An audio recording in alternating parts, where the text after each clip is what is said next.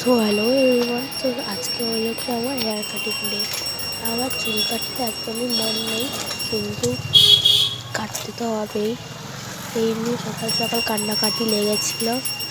তারপরও মা টানতে টানতে নিয়ে এসেছে। দেখো না, অবাকটা করছি বলে এরকমভাবেই তাকিয়ে রয়েছে।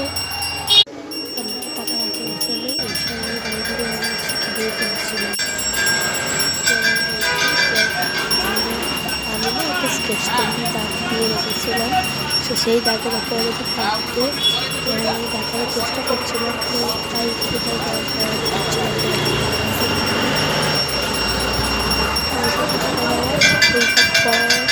না কাটলে ওই দাগের ওপরে কাটলে তো আমি খুব খুব দেবো।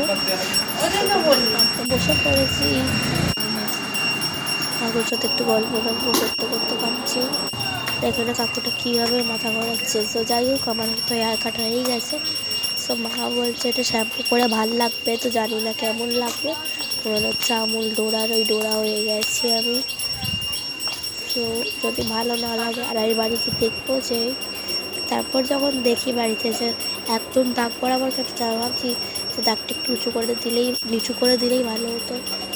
সো এই সময় আমার চুলটা একটুখানি ভেজা ভেজা ছিল।